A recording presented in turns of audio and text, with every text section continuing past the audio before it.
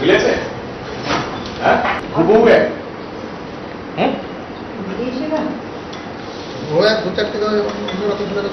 তাহলে আমরা বলতে যে সাজিয়েছে।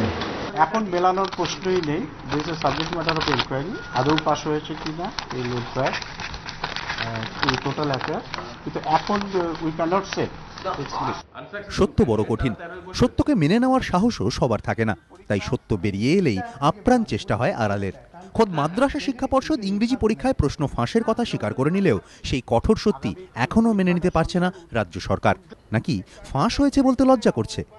সল্টলেকে প্রশ্নপত্রের এই হুবহু নকল মেলার পরই আমরা তা নিয়ে যাই মাদ্রাসা শিক্ষা পর্ষদের দফতরে। বিশেষ অনুমতি নিয়ে আসল প্রশ্নপত্র খুলে দীর্ঘক্ষণ খুঁটিয়ে দেখে তবে পর্ষদ আধিকারিকরা সিদ্ধান্তে পৌঁছন দুটি প্রশ্নপত্র হুবহু এক। প্রশ্নের ধরন থেকে শুরু করে ছাপার হরফ কোনো পার্থক্য নেই। খোদ পর্ষদ সভাপতি স্বীকার করে নেন সে কথা। এবিপি আনন্দ এই কোয়েশ্চেন পেপারটা নিয়ে এসেছিল। তারা বলছে যে সল্টলেকের কোনো একটা জায়গা থেকে এরা পেয়েছে প্রশ্নটা, এটা শীঘ্রই আমরা তদন্ত করব এবং তদন্ত করার পর যথাযথ ব্যবস্থা নেওয়া হবে। পরীক্ষা বাতিল করা হলো, আগামীকাল কোনো পরীক্ষা হবে না। কিন্তু সভাপতির মন্তব্যের কিছুক্ষণের মধ্যেই মহাকরণে আচমকাই বদলে গেল সেই সিদ্ধান্ত। সভাপতির স্বীকারোক্তি কার্যত এড়িয়ে মহাকরণে দাঁড়িয়ে সংখ্যালঘু উন্নয়ন দপ্তরের সচিব সাফাই দিলেন পরীক্ষা পেছানোর নেপথ্যে প্রশাসনিক কারণ। এখন মেলানোর প্রশ্নই নেই। This is subject matter of enquiry. আদৌ পাস হয়েছে কিনা এই লোডফ্যাক্ট এই টোটাল অ্যাফেয়ার, কিন্তু এখন উই ক্যান নট সে। নানা ছাত্রছাত্রীর মনে নানা সন্দেহ হচ্ছে।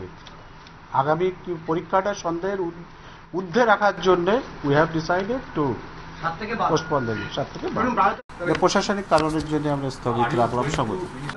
আর এই সাফাই থেকে এক কদম এগিয়ে উত্তরবঙ্গ থেকে খোদ সংখ্যালঘু উন্নয়ন দপ্তরের প্রতিমন্ত্রী এই প্রশ্ন ফাঁসের ঘটনাকে পেশ করলেন এক অন্য মোড়কে। তার দাবি, বিভ্রান্তিমূলক প্রচারের জন্য পরীক্ষা পিছিয়ে দেওয়া হয়েছে। আমাদের যেটা খবর হলো যে প্রশ্নপত্র নিয়ে একটা বিভ্রান্তি বা বাজারে প্রচার হচ্ছে। একটা বিভ্রান্তি হচ্ছে বাজারে, কেউ বলছে প্রশ্নপত্র ফাঁস হচ্ছে, কেউ বলছে ফাঁস হয়নি, কেউ বলে বাজারে বিক্রি হচ্ছে। আমাদের কানে যখন আওয়াজ আসলো তখন তো ছাত্রছাত্রীরা তো বিভ্রান্তি পড়বে। আমরা সেই জন্য নতুন করে যাতে পরীক্ষায় সেই ব্যবস্থা করছি। কিন্তু প্রশ্ন ফাঁসের মতো গুরুতর বিষয় প্রকাশ্যে আনার জন্য তো এবিপি আনন্দকেই ধন্যবাদ জানানো উচিত ছিল রাজ্য সরকারের। উল্টে তাকে বিভ্রান্তি বলে নিজেদের দোষ ঢাকা দেওয়ার এই চেষ্টা কেন?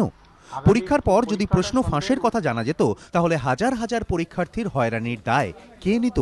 এভাবে কি নিজেদের অযোগ্যতা ঢাকা দিতে পারবে প্রশাসন? কিভাবে প্রশ্ন ফাঁস হয়ে গেল সে বিষয়ে আত্মসমীক্ষার পরিবর্তে এই অবস্থান নিয়ে নিজেদের হাসির খোরাক করা কেন?